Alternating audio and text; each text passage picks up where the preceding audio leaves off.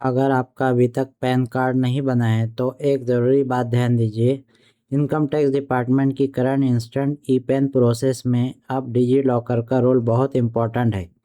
लेकिन सवाल है, डिजी लॉकर क्यों खुलता है, कौन सा डॉक्यूमेंट सिलेक्ट करना है, किसे फ्री में इंस्टेंट ई पैन मिल सकता है और पूरा प्रोसेस कैसे करना है। आज इस वीडियो में हम पूरा current process step by step देखेंगे। नमस्कार दोस्तों, स्वागत है आपका सरकारी जानकारी यूट्यूब चैनल में। आज हम बात करेंगे इंस्टेंट ई पैन की। सबसे अच्छी बात यह है कि इनकम टैक्स डिपार्टमेंट के अनुसार ये सर्विस फ्री है और इसे ई फिलिंग पोर्टल से ऑनलाइन एक्सेस किया जा सकता है। जैसा कि आप मेरे स्क्रीन पर देख रहे हैं, सबसे टॉप पर आपको इनकम टैक्स डिपार्टमेंट की वेबसाइट दिखाई दे रही है।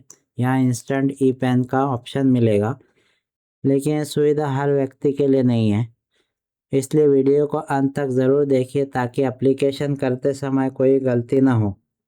अब जानते हैं इंस्टेंट ई पेन क्या है। इंस्टेंट ई पेन का मतलब है इलेक्ट्रॉनिक फॉर्मेट में डिजिटली साइंड पेन हासिल करना, प्राप्त करना।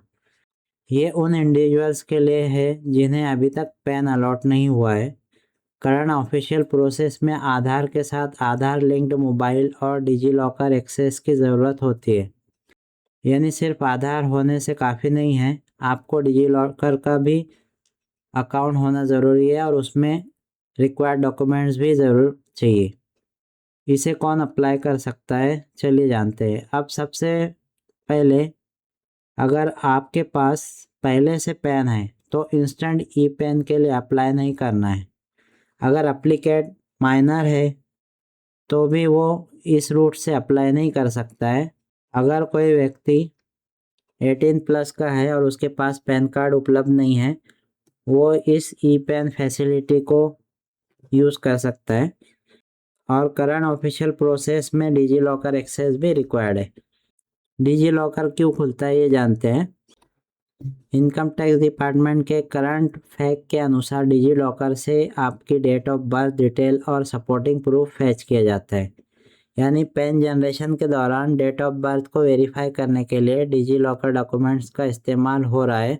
चलिए जानते हैं इसके लिए कौन सा डॉक्यूमेंट चाहिए डिजी लॉकर में। जैसे birth certificate, matriculation certificate, driving licence, matriculation marksheet और सीजीएससी कार्ड। लेकिन एक इम्पॉर्टेंट बात, ये डॉक्यूमेंट डिजी लॉकर में अवेलेबल होना चाहिए ताकि उसे इनकम टैक्स डिपार्टमेंट के साथ कंसेंट के थ्रू शेयर किया जा सके। चलिए अब इसका स्टेप बाय स्टेप प्रोसेस समझते हैं। सबसे पहले आपको अपने ब्राउज़र में ई पैन कार्ड अप्लाई का गूगल में सर्च करना है। आपको यहाँ इनकम टैक्स डिपार्टमेंट की इंस्टेंट ई पैन लिंक मिल जाएगा, जो ऐसा कि आप स्क्रीन पर देख रहे हैं। इसे क्लिक करेंगे। यहाँ आप चाहिए तो ये यूज़र मैनुअल भी ओपन करके रीड कर सकते हैं। यहाँ आपके लिए वीडियो भी अवेलेबल है कि इसे कैसे प्रोसेस किया जाता है।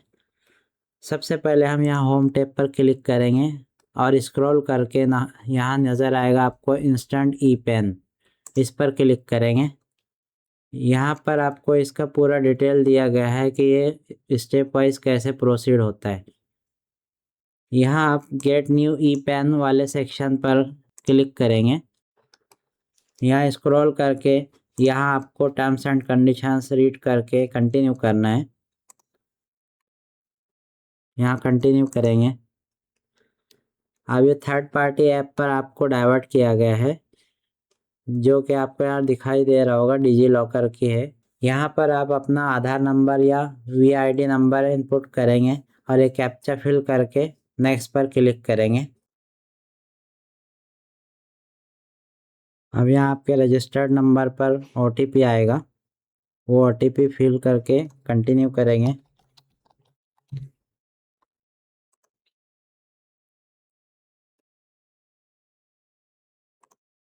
अब यहाँ सिक्योरिटी पिन डिजी लॉकर का मांग रहा है, यहाँ पर इनपुट करके अगेन कंटिन्यू करेंगे।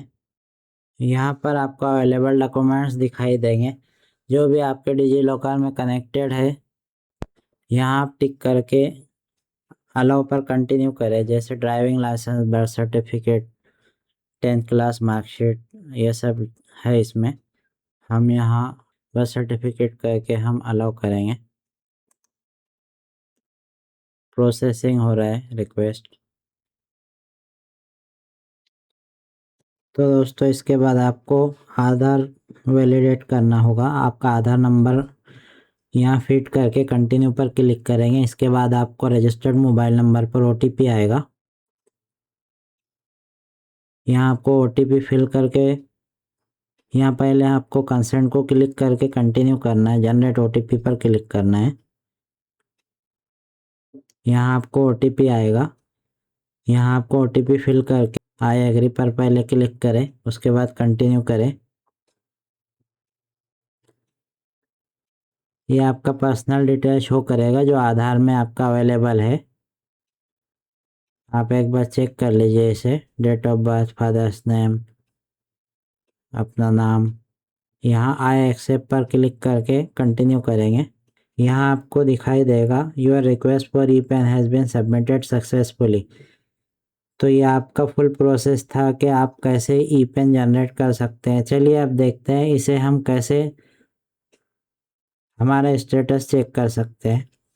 यहाँ आप ई पेन की वेबसाइट पर जाएंगे। यहाँ चेक स्टेटस या डाउनलोड ई पेन का ऑप्शन मिलेगा। इस पर क्लिक करेंगे। यहाँ आपका आधार नंबर फिल करेंगे और कंटिन्यू करेंगे। यहाँ OTP आएगा।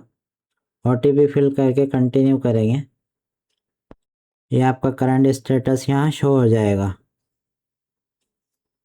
अगर आप चाहते हैं कि आपका क्रिएटेड ई पेन डाउनलोड हो जाए तो यहाँ आप राइट कॉर्नर पर देखेंगे डाउनलोड ई पेन का ऑप्शन है।